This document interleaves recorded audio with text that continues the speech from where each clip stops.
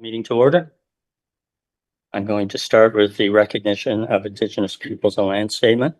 London and Middlesex Community Housing provides housing on the traditional lands of the Anishinaabe, Haudenosaunee, Lenape-Wauk, and Attawandaron. We acknowledge the local First Nations communities in this area, the territory of the Chippewa of the Thames, the Oneida of the Thames, and the Munsee Delaware Nation.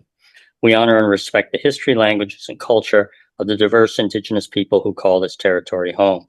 Today, the City of London and Middlesex County is home to many First Nations, Métis, and Inuit people. We are grateful to have the opportunity to work and live in this territory. The agenda has been circulated, so I'm looking for someone to move and accept the agenda. Moved by Gary, seconded by Greg. Any comments or questions? There being none, did you have a question, Kathleen? No? Okay, all in favor? Thank you. That is passed. Any disclosures of pecuniary interest or otherwise? There are none, so we'll proceed on to the approval of the minutes of the previous meeting. I'm going to assume you've had a chance to review them. Anybody prepared to move approval? Moved by Kara, seconded by somebody here, Gary. Any questions, comments? There being none, all in favor? That matter is passed. We have no communications, we have no delegations, and we do not have a consent agenda. So we'll go straight to the reports and business. Reports A through F are reports that have gone through committee, but they require board approval. So first we'll go to the staff report, the CEO update from Paul. If you could just provide a short update, a short summary, Paul, and then maybe indicate what we're voting on in terms of approval. What you have before you is the CEO report that went to the executive committee earlier this month. The report itself is fairly self-explanatory.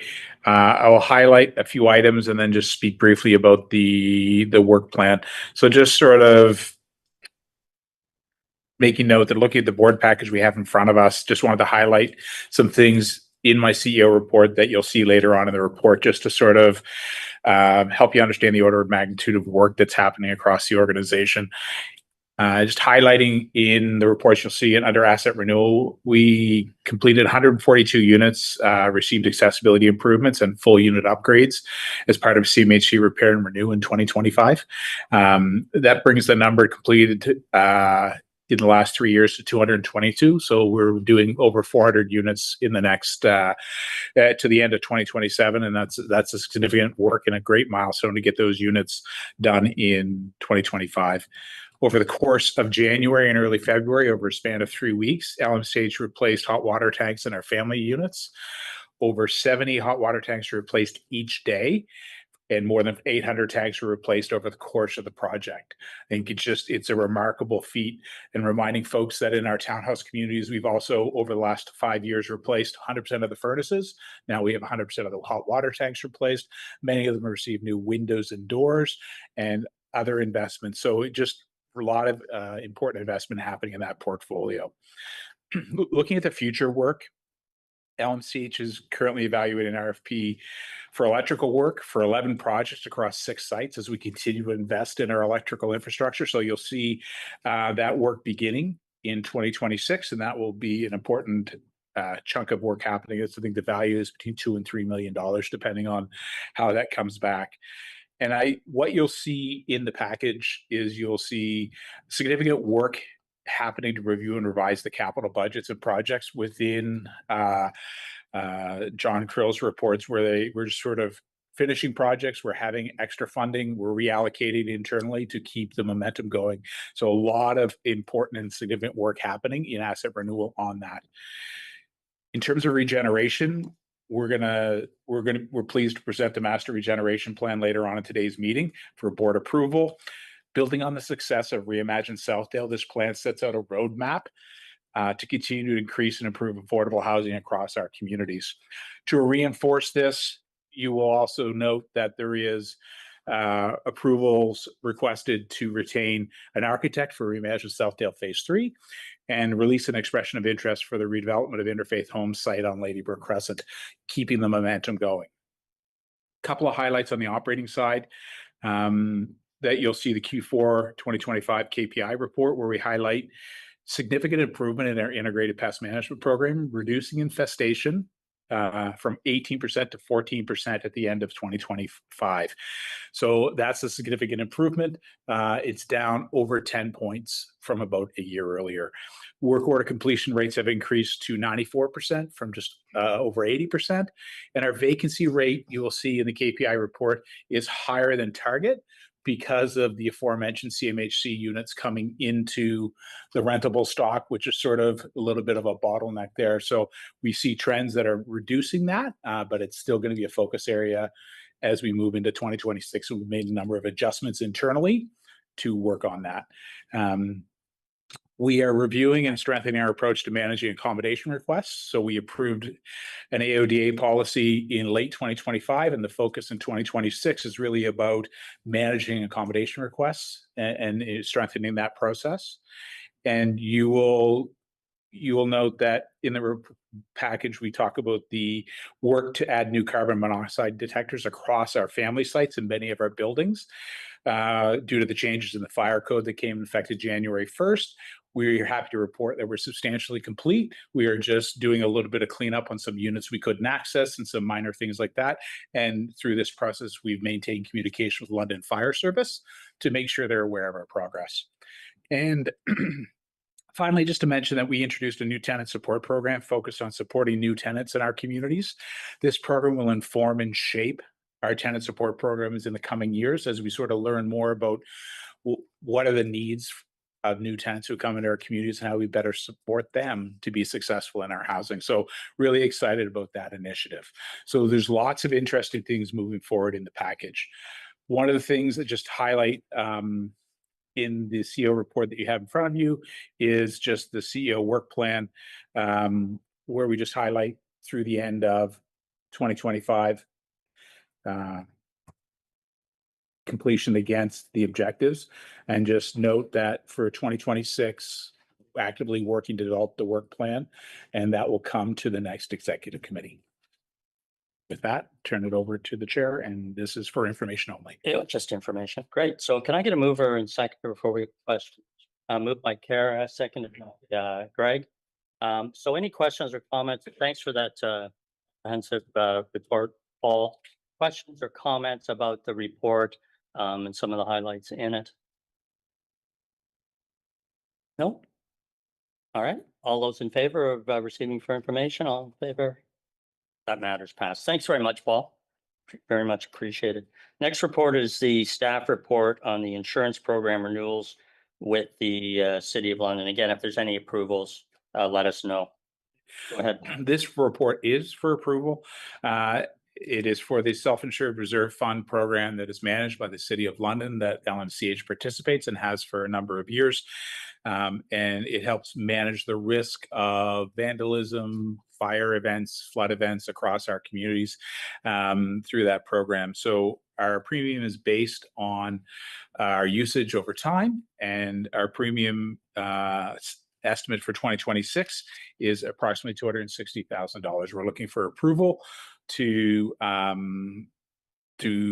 participate and cover this cost through this report, just to make sure that we are able to participate. And just a minor note, we're also looking for approval of our vehicle insurance premium, which is also managed by the City of London. So this is secondary to our general liability program and property liability program. It just that is managed through HSC and Marsh. Great. Thank you. So I need a motion for approval. Mover and seconder. Moved by Kara, seconded by Hadley. Questions or comments on that? All right. All in favor? That matter is Yes. Whoa. Nice look. Yeah, sorry, I'm remote and this is the best I can do tonight, but Not a problem. Next is staff report 202604, which is the asset renewal Q4 update. John? Thank you. And through the chair, this report is looking at, sorry, that is the CMHC report, correct?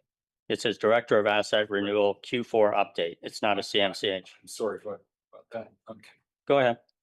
So through the chair, this report is looking for approval to award or retain CGS Architects as LMCH's representative on Phase 3 of Reimagine Southdale for a fee of 2.92%. That's of 2.292% of construction costs for the Phase 3 building, 6 stories and 74 units.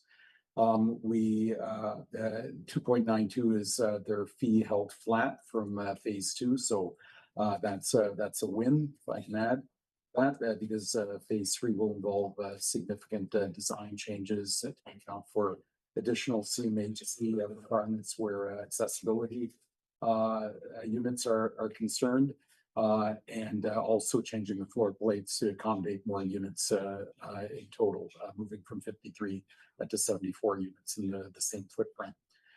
This is also a report for approval of petition expression of interest for Ladybrook Crescent, the site there. We're looking at putting out to the market, to the development community, the renderings that are part of the regeneration plan, where Ladybrook is one of the projects proposed. That's at 214 some units in 2 buildings, also 6 stories. It's in Reimagine Southdale. 3 blocks of stacked townhouses and 2 blocks of low townhouses. This EOI will unlock ideas from the development community where we're looking for different procurement model, perhaps from the design to build that agent right now, and whatever those ideas that come forward is the recommendation at subsequent part to move from that track. Anything else? That's it. And this is a report for you need approval on On what? the CGS Architect retention and EOI, putting out the EOI for Ladybrook. Great, thank you. So I need a mover and seconder for that. Greg move, seconded by Mayor Grantham. Questions or comments? I just have one thing. I think this was a report that talked also about the building condition Yes. issues, and I just wanted to go back to that because I know we had talked about we had a fair rating on our buildings, and we were going to try to take a different approach in doing that in terms of how we assess the condition of buildings. So I wonder if you could just touch on that for a second, because I think it's important. Okay. So the building condition assessments are underway right now. We've engaged Turner Townsend. They began that work at the start of the year. The plan is to complete that work over 3 quarters, which is a different methodology than we've used in the past, which has been basically to do a third of the portfolio each year over the next 3 years within that 5-year cycle. The reason we're accelerating the building condition assessments is because we want to reset basically the conditions of the buildings, recognizing all the capital investment that's happened over the last 2 to 3 years. That will basically feed into the asset management plan, which we're also working on right now with the City of London. As a City of London agency, all their agencies, boards, commissions are engaged in an asset management plan. We hope that the building condition assessment will be completed with enough data to the end of June, where it will feed into the asset management plan, allow us to keep that schedule and show accelerated or better conditions than currently show in the existing asset management. Right. So just to follow up, I know there was a lot of talk about our rating being poor for the condition of our buildings. And so you had presented and said, you know, if we take a different approach, we sort of think we'll get a more accurate result of what our condition is. I'm not asking you to tell me what the final result of it is, but how do you see that going? So the first thing is, as I said, capturing all the investment for the last 2 to 3 years. That'll definitely show an uptick in condition. The second piece is the RFP that we put out for the BCAs was very clear on whoever is awarded the contract can't be complete the work by giving a range of renewal dates, and that is an important part of any condition assessment that in asset management plan. If you give a range of renewal dates for certain assets or components within a building, it kicks into the first year. So if you give a range of that roof or that boiler should be replaced in the next 1 to 10 years, it feeds in the first year and says you're past due.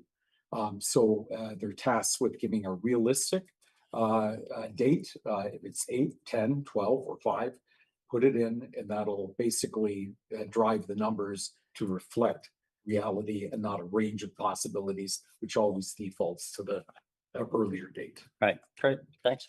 I just thought that was important for us to know that we're probably going to get we're going to get a more accurate representation of what the condition of our buildings is.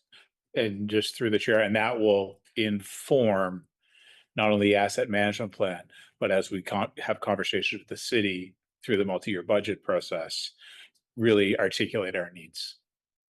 Great, thanks. That was my point I wanted to raise. Anything further or other questions? All right. All those in favor then of approving that? That is passed. Thanks very much, John. But you're not done. Next is the capital projects Q4 update. Thank you. And through the chair, this report is looking for approvals on 6 recommendations to do with canceling projects, reallocating funds. Paul talked about that in his update on this is a regular practice now within the capital team as we manage all the capital projects. We some finish below budget, others finish above budget. We normally do more than below budget. And then that results in the allocation each quarter as projects close of the moving dollars to contingency. That particular recommendation is identified by recommendation number 7 that reallocate $309,000 from 10 closed projects. Details in Appendix A in that report. And you can see in that in the appendix that more projects closed below, summing up in the 390. So looking for approval to move that to contingency. And I should add that if it doesn't say closed projects in Q4 2025 to contingency, it should say that right now. A couple of the cancellations, you'll recall that previous reports as we dug into what was previous FAR report. So it was identified as projects that were canceled. We couldn't find any paper trail basically or governance, that authorized those cancellations. So we reopened them and made a commitment to look at them. And the 2 projects identified in the recommendation number 2 and 3 are 2 of those projects, looking to cancel them and move dollars into contingency. That's from the one project. The other project had no dollars budgeted. Recommendation number 4 is moving $50,000 from one project, a roof replacement project at Dorchester, to a window replacement project. They renamed it Dorchester Window and Door. The reason for that is we had budgeted to replace the roof, and upon closer inspection, identified that roof was in good condition and didn't need to be replaced as soon as was originally bought. That $50,000 will go towards upgrading the doors as well as the windows in Dorchester, result in greater energy efficiency, comfort, and make the building look better. The 5th recommendation is another project that was dollars were budgeted originally. If you recall, you've seen the Simcoe roof project in previous FAR reports where we had $1.4 million budgeted. We needed $200,000 to be reallocated to another project because we already felt that roof project was over budget. That brought the total dollars down to around $2 million. We're finishing up that roof replacement project, and the actual budget or the actual spend will be somewhere between $600,000 and $700,000, more than likely coming in at $650,000, which frees up significant capital from that project. So we're looking to allocate $500,000 from that Simcoe roof project to contingency. And the 6th recommendation is basically an accounting exercise, just combining what was previously budgeted in the previous year for the BCAs that we talked about putting that all into the one BCA project number, not exceeding the total budget that's been approved to do that project, but just combining it in one project number to make the invoice payments and account easier. Thank you very much. So did I get that moved and seconded or not? I don't believe so. No. Can I get a mover and seconder for that? Gary will move it and seconded by Kathleen. Comments or questions? Go ahead, Greg. I just believe here, John's combined the two reports because we've talked about both the CMHC update as well as the capital projects update here. John, you're gonna have to help me with that. No, there's that was just the capital projects update, right? And Yeah. yeah, and then there's Why do you think it's also the CMHC? Okay. Or maybe I'll. Yeah, sorry, I thought we started talking about the CMHC update and then we transitioned to that. If I missed something. What's the agenda order? We jumped it. CMHC was skipped, I think, by accident. It okay. got jumped Oh, I see. over to capital. Oh, that's my fault. That's not John's fault. Okay. So we're doing capital projects, so let's get that one done. Any comments about that? All right, all in favor? Yes. That matters passed. So we'll go back, and my apologies, we'll go back to the CMCH for updates. John? Okay, thank you. And through the chair, this report is for approval. Two recommendations. I'm going to combine the recommendations just to set a little bit of context. In previous FAR meetings and board meetings, we committed to by the end of 2025 resetting or reconciling the CMHC program spend. There have been previous budgets presented in I think the last one, 23, early 2023. And since then, monies were moved around within the various projects. We looked at all the projects that had been completed, ones that we want to add to the pipeline of CMHC projects to meet commitments like greater energy efficiency in buildings, boilers, replacing boilers, that sort of thing. We basically reset the budget, and that budget is outlined in Appendix A. So the first order is basically we got a total budget of 36,483,000 and some change. That budget is summarized on the second page of that report. It's made up of the reforecasted or reset, if you will, budget at the high-rise buildings in the CMHC program and the 5 family sites in the program. They're respectively 23 million and 9 million in reforecasted budget. So that's made up of monies that have been already spent and monies to be spent. They total about 32,120,000.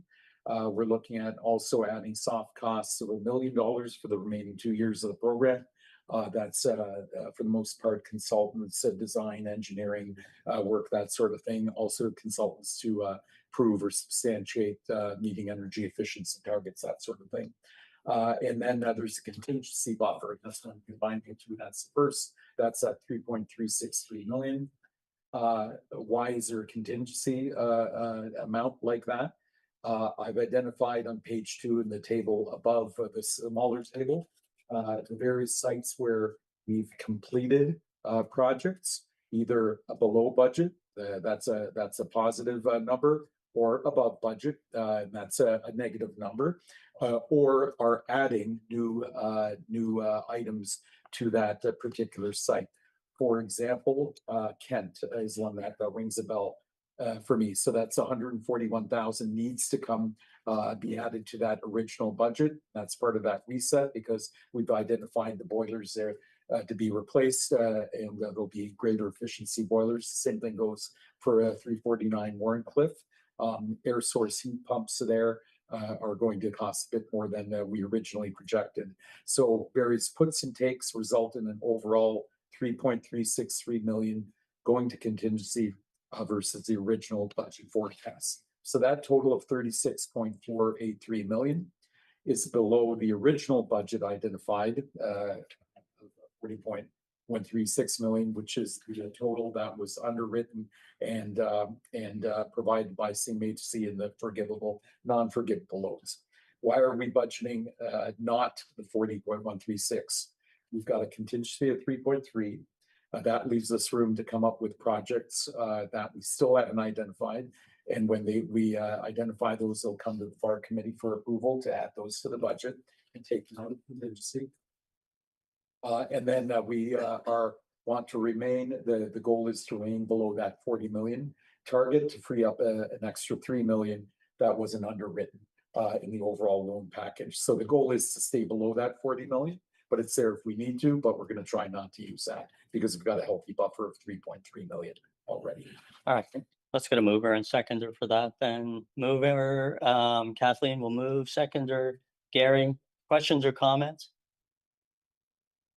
Just so if I was to summarize it, because there's a lot of, you gave us a lot of information. So you've told us what we're spending CMHC money on. Yep. And what you're trying to do is not spend all that we've been allocated, with the understanding that we can use that money on other projects. Yes. So Is that essentially what we're saying? yes, yeah. So we're targeting staying 3 million below 40 million. Yeah, so No, that's, I just want to I think, yeah, let me just finish. Okay. There's a lot of information that was given to the board just now, and I'm trying to simplify it.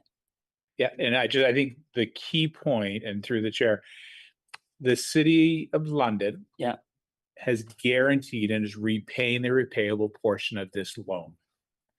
And their commitment to us, when it was approved, was they would guarantee the $37 million.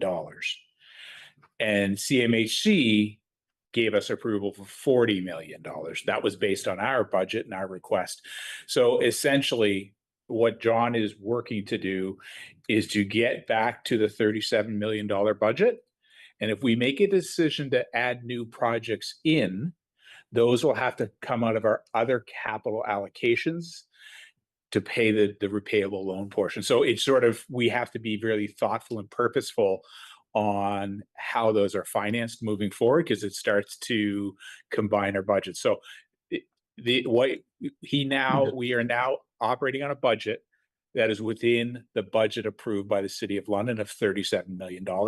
And that's the key takeaway for me. If we add new projects, we have to make sure we have a funder guarantor or a funding source in addition to the CMHC, because we'll have to cover that repayable loan portion, if that makes sense. Okay, can I just try to understand that? So the 37 million, we use it.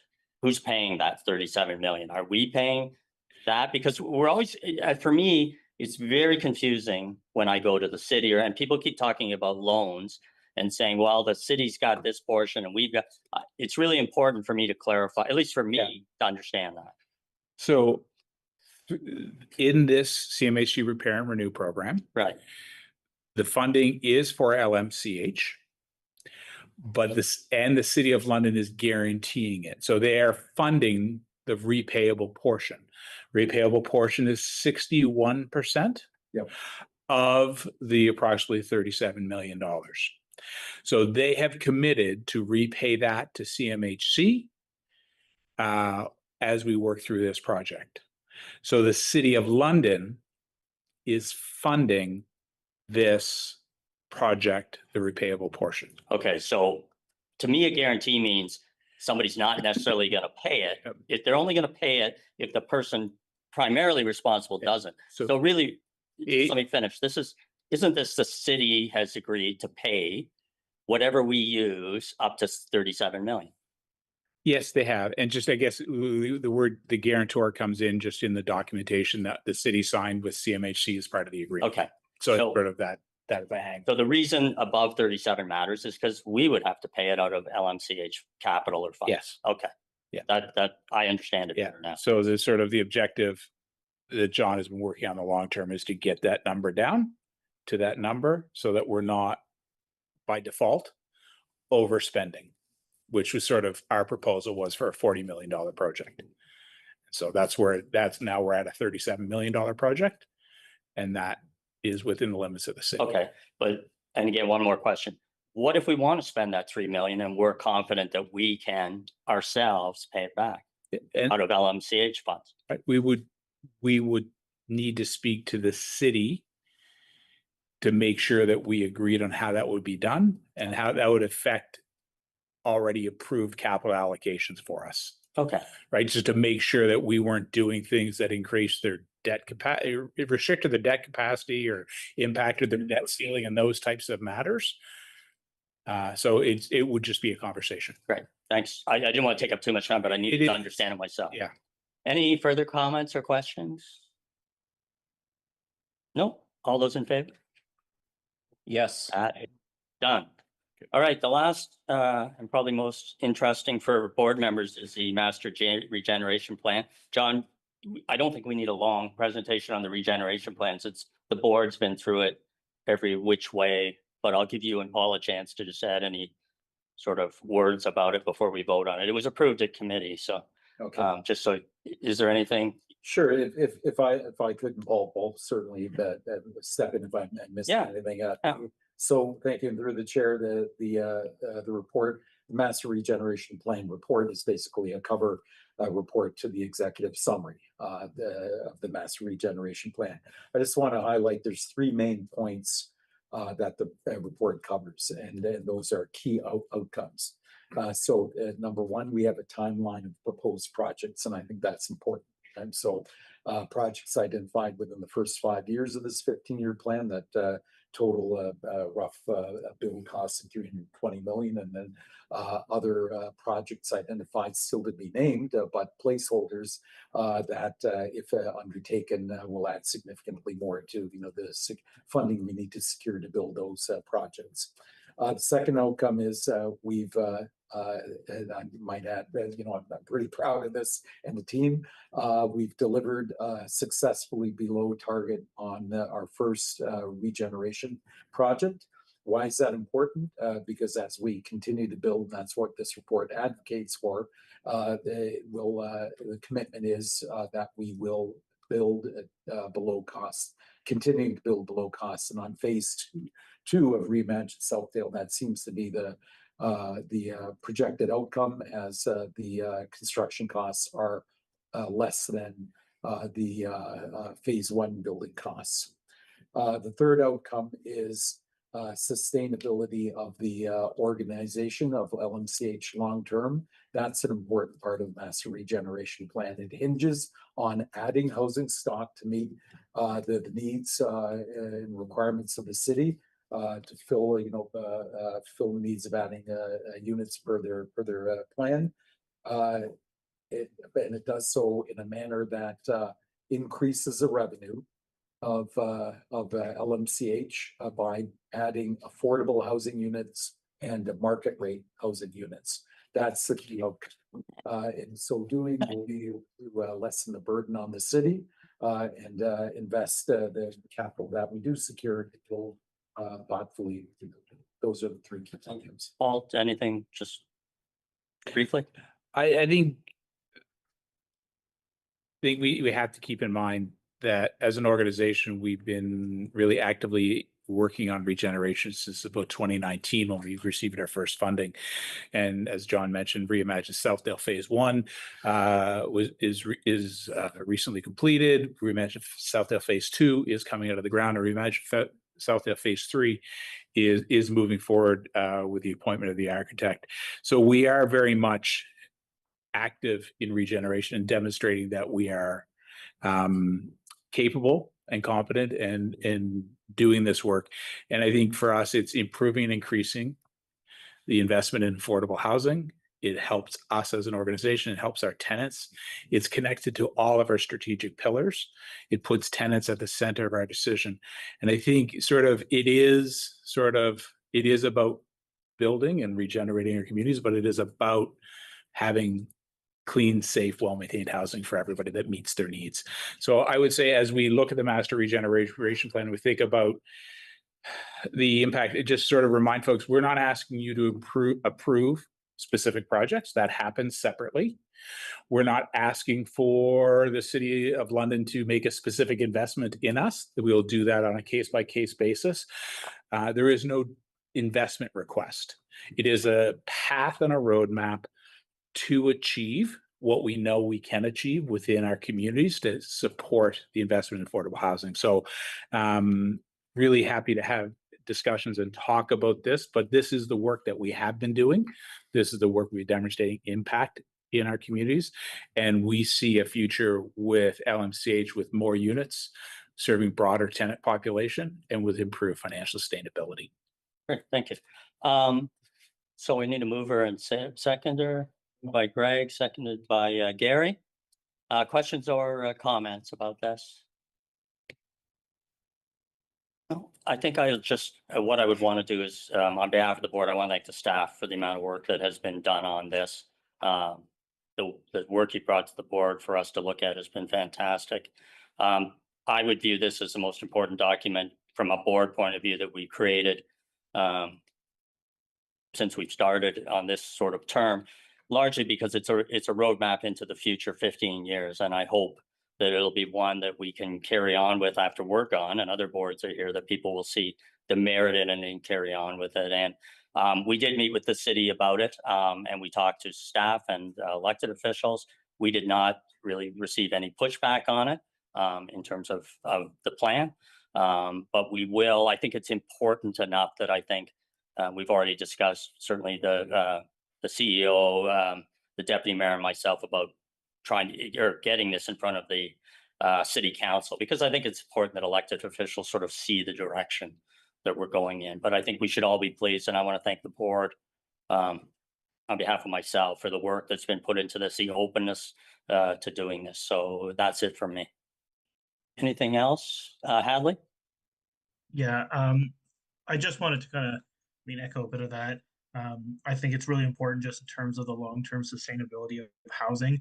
I think it's monumental that we had, first new housing built in 50 years. And I think having a model like this will actually give us that ability to build new housing, which is something that we previously haven't been able to do. So we're adding stock, creating more affordable units.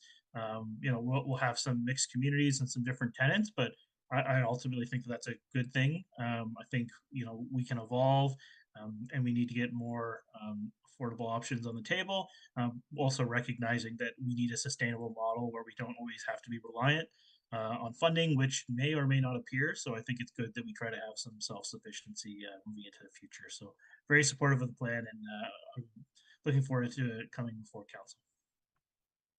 Thank you, Councillor. Anything further? All right, all those in favor? That matter's passed. Congratulations, everybody. That is fantastic work. Thank you.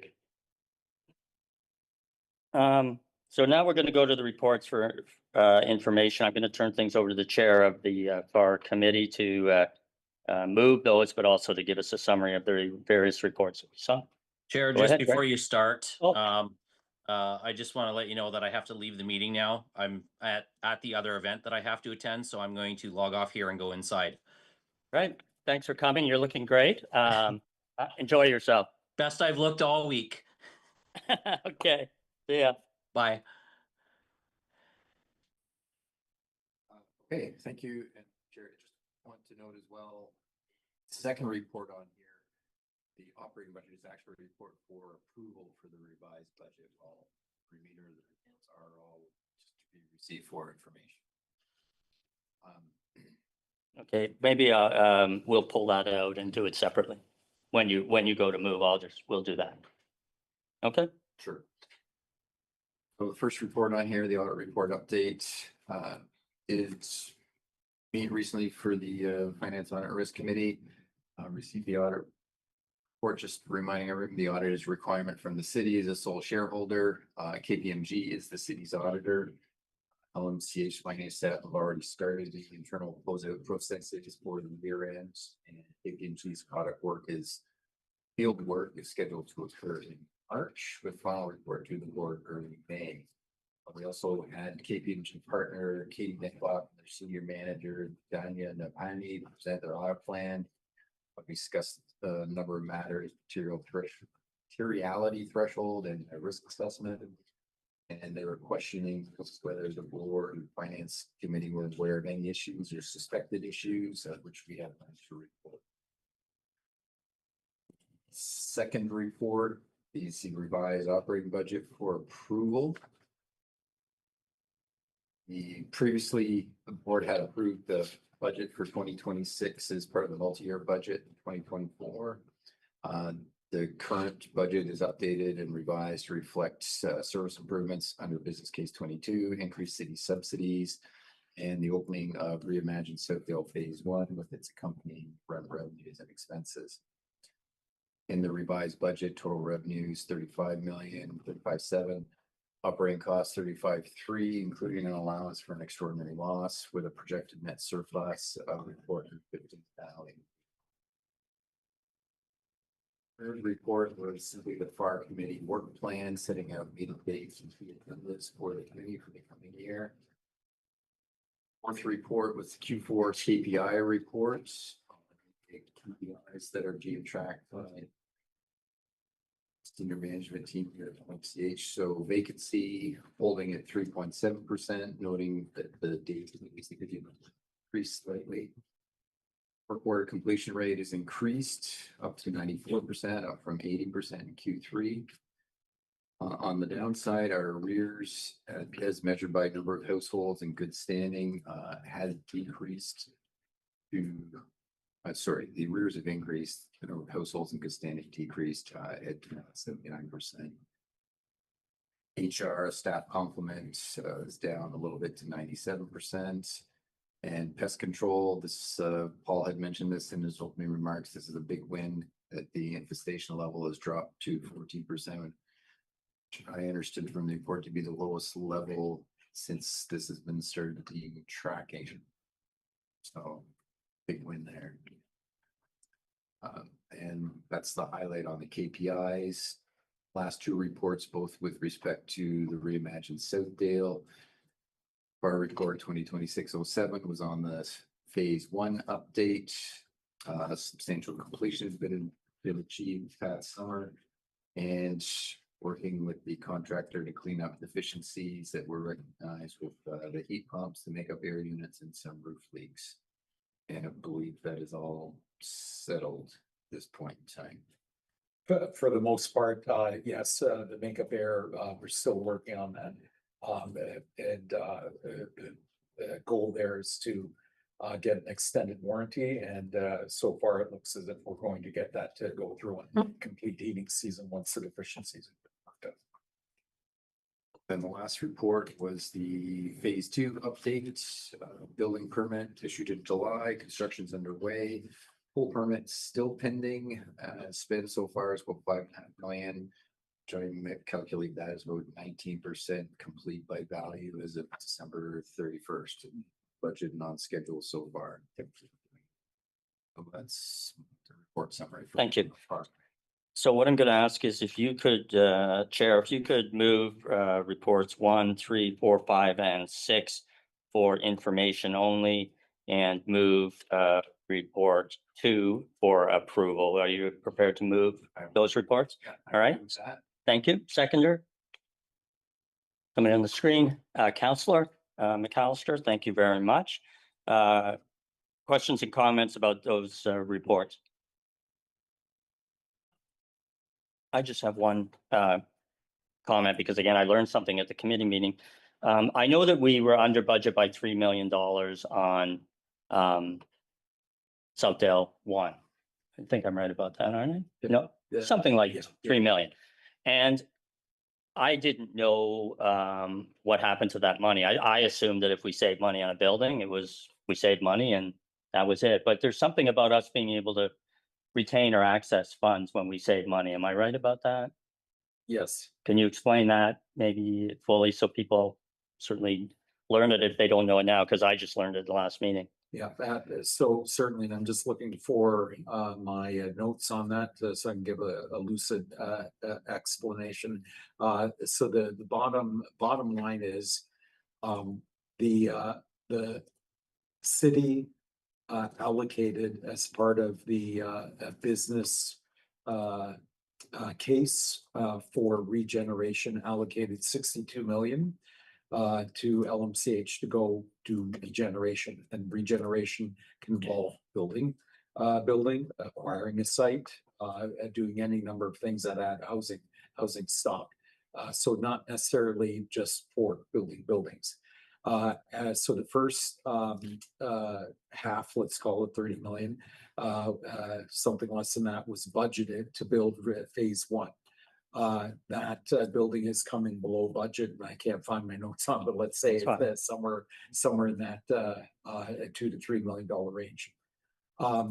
Phase two, monies were set aside also from that, carved out of that 62 million.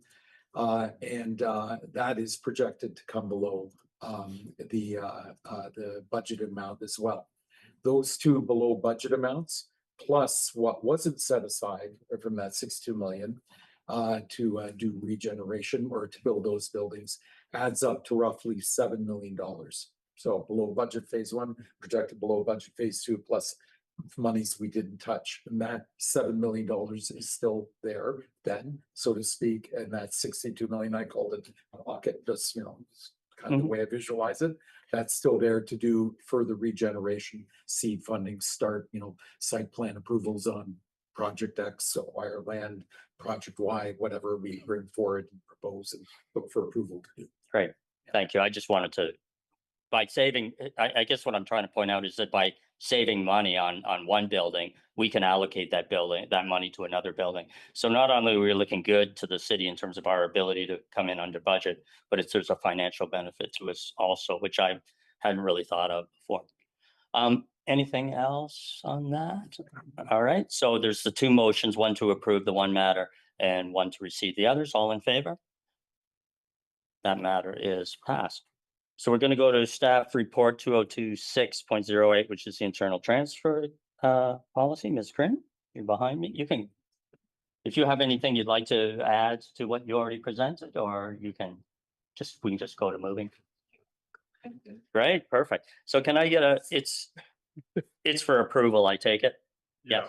So I need a mover and second to approve the internal transfer policy. Moved by Kara, seconded by Kathleen. Any questions or comments on that policy? No? All in favor? That matter is passed. Thanks for your work on that and clarifying in that area. All right, we're going to go to the Butch Committee reports for information. There's 6 different reports. Mayor Grantham, before you move them all, do you have any? I did it, and Chair, I apologize. I'm fighting with a cold, so I'm just That's fine. I'm just gonna highlight one because there will be received for information and Yes. the communications update. I want to highlight that for 2 reasons. One, there were zero, the organizations been going through and all the media attention, zero negative media interactions, if you will. To me, that was, out of all of them, that was a highlight. And also in the communications update, it did speak about Kathleen's interview when the Southdale. So I just want to highlight those 2 things of the communication update, Chair, if I may, and I'll save my voice if I can. Not a problem. So you're prepared to move those I am, that yes, series sir. of report. Yeah. Thank you very much. Need a seconder? Gary will second it. Questions or comments about that? Those package of reports, I should say. No, all in favor? So those are received for information. We don't have any presentations. We have one in camera item. Am I right about that? So we are going to go in camera. The reasons are set out on the agenda. Could I get a mover and seconder? Moved by Councillor McAllister, seconded by Kathleen. All in favor? That matter is passed. All right.